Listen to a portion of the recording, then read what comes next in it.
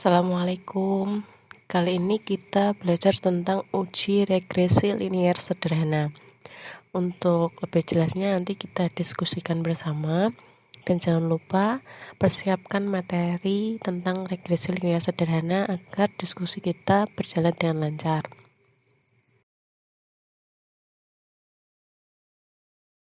Uji regresi linier sederhana itu digunakan untuk menguji pengaruh satu variabel bebas terhadap variabel terikat. Jadi diingat-ingat kembali variabel bebas itu seperti apa, variabel terikat itu seperti apa. Nah, syarat uji regresi sederhana yaitu harus valid dan reliable. Nah, untuk valid dan reliable ini instrumennya itu harus valid dan reliable. Kita akan mempelajari ini di akhir pertemuan. Dan selain itu syaratnya yaitu normal dan linier. Ini pakai uji normalitas dan uji linearitas. Sebagai contoh, ini ada pengaruh motivasi terhadap hasil belajar mahasiswa di PTX. Motivasi ini sebagai variabel bebas, sedangkan hasil belajar mahasiswa sebagai variabel terikatnya. Tabelnya seperti yang ada di sebelah kanan kalian. Ya, terus ada hipotesis penelitiannya H0 yaitu terdapat pengaruh motivasi. Di sini kita beri label X terhadap hasil belajar Y.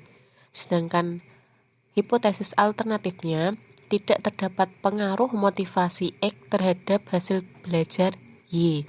Maksudnya itu hasil belajar bertanda Y, motivasi bertanda X. Gitu. Untuk dasar pengambilan keputusan, ada dua. Yang pertama membandingkan signifikansi dengan probabilitas 0,05. Bisa juga dengan cara yang kedua yaitu membandingkan nilai T hitung dengan T tabel. T tabel ada di bukunya Sugiono ya, kemarin kita sudah bahas. Jika nilai signifikansinya kurang dari 0,05, artinya variabel X berpengaruh terhadap variabel Y. Jadi nanti variabel motivasi itu berpengaruh terhadap hasil belajar di PTX. Nah, jika nilai signifikansinya itu lebih dari 0,05, artinya variabel X tidak berpengaruh terhadap variabel Y. Sedangkan yang kedua, T hitung dan tabel, jika T hitung lebih daripada T tabel, artinya variabel X berpengaruh terhadap variabel Y. Kebalikannya, jika T hitung kurang dari T tabel, artinya variabel X tidak berpengaruh terhadap variabel Y. Kita siapkan ini datanya di Excel ya, sebelum kita ke SPSS. Kita siapkan di sini X motivasi dan hasil belajar Y. Lalu kita buka aplikasi SPSS-nya. Di sini ada data view dan variable view.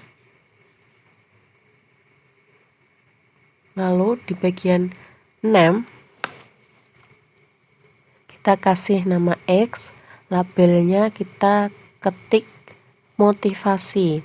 Sedangkan yang kedua, baris kedua, nama ini Y, labelnya hasil belajar. Untuk selainnya kita biarkan saja. Lalu kita pindah ke data view. Di sini sudah berubah X dan Y. Lalu kita copy paste data yang ada di Excel tadi. Ini kita copy.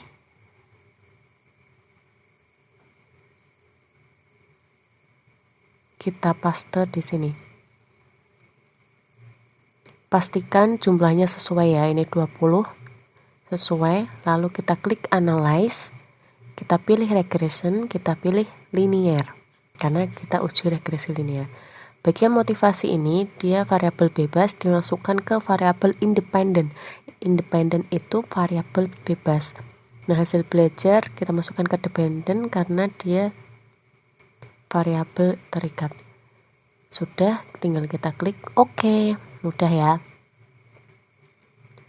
Nah, ini muncul banyak sekali.